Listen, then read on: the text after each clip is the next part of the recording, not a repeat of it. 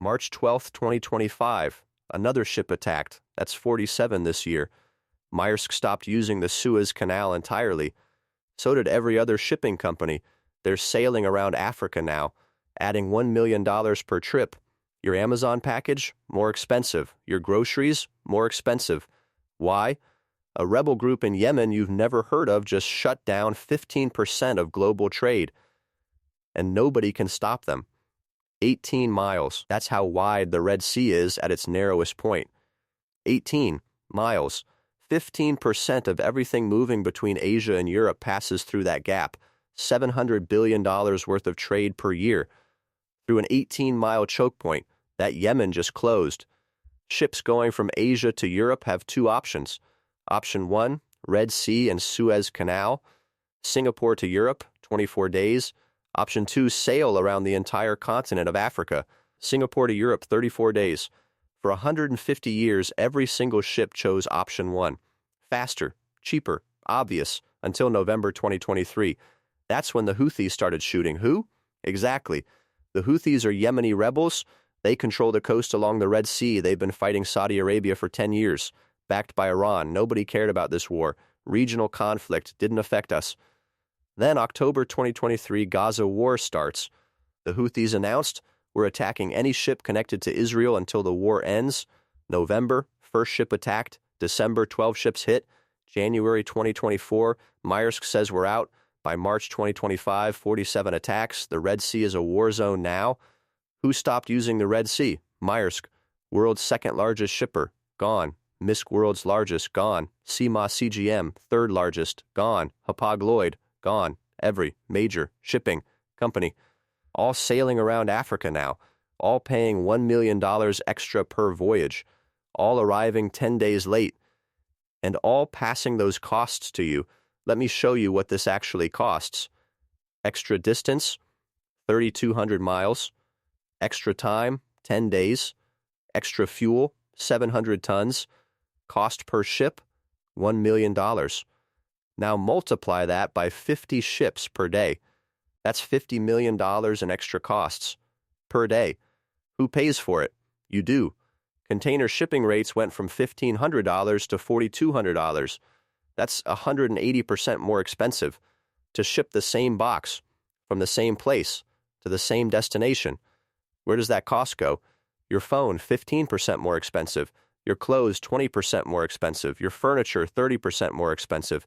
Your car delayed 6 months because parts are stuck. You didn't start a war in Yemen.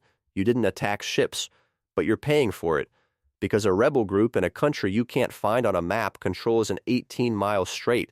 That's how fragile this is. The Suez Canal makes money every time a ship passes through. $500,000 per ship. Before the crisis, 50 ships a day. That's $25 million every single day. Now, 15 ships a day. Egypt just lost 70% of their canal revenue. That's $700 million per month gone. Egypt's entire government budget depends on that money. And they can't fix this because they don't control Yemen. They're just watching their economy collapse. Why doesn't the U.S. just bomb the Houthis? They are. U.S. and U.K. have launched dozens of airstrikes, destroyed drone sites, hit weapons depots, killed Houthi fighters, and it changes nothing. Here's why. The Houthis use mobile launchers. They shoot a missile, pack up the truck, drive to a new mountain. By the time the airstrike arrives, they're gone. Iran sends more missiles the next day. You destroy 10 drones, Iran sends 20. You hit a weapons depot, rebuilt in a week. This is asymmetric warfare. The math. Houthi drone, $20,000.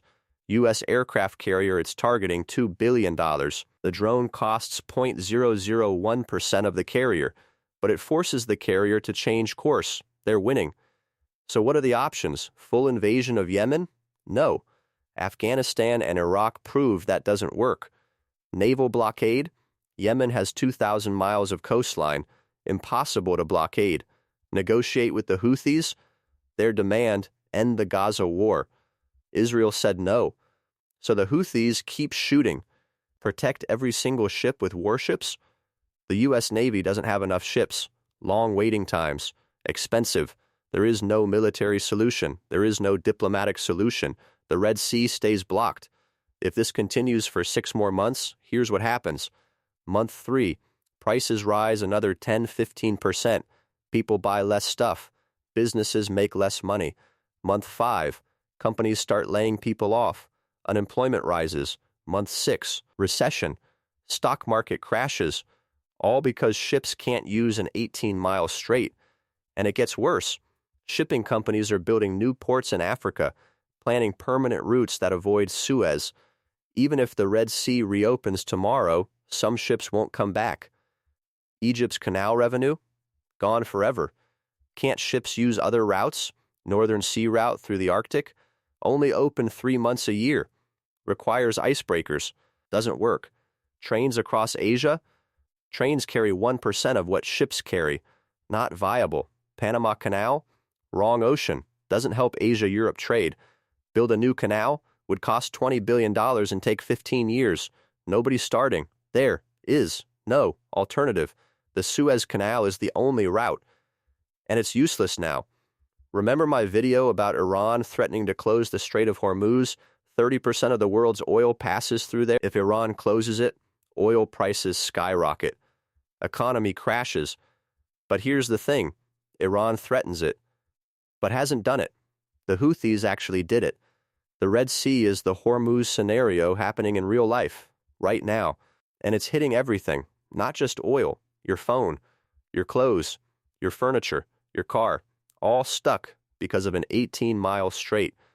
Let me show you how this spreads. Ships arrive 10 days late. Ports get congested because schedules are broken.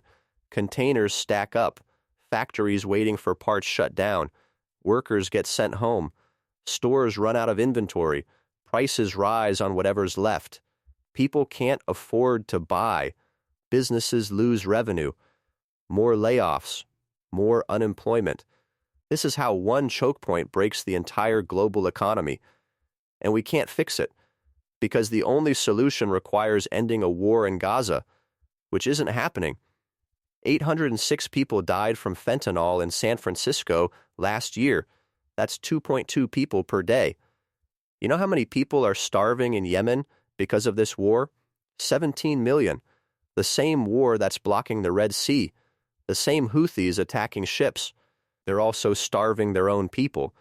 Because when you're in a civil war, food doesn't get delivered.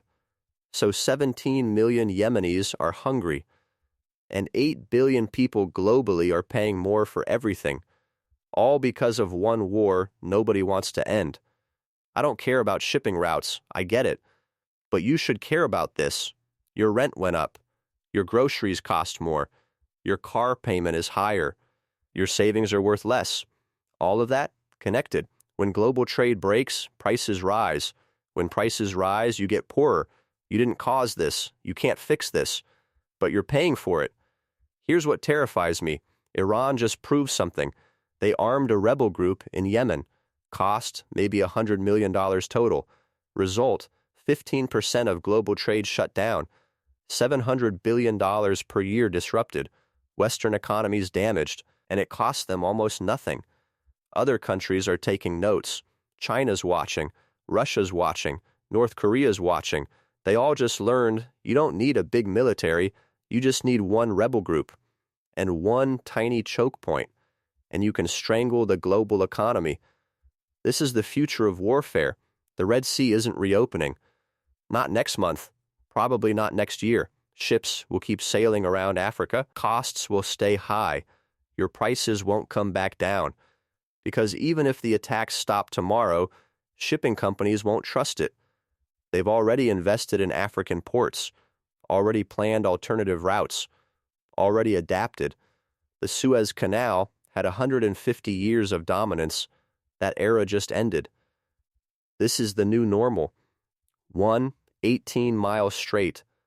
One rebel group. 15% of global trade gone. No military solution. No diplomatic solution. No alternative routes. Your wallet is lighter, and it's not getting better. This is what infrastructure collapse looks like. Not dramatic, not sudden, just expensive.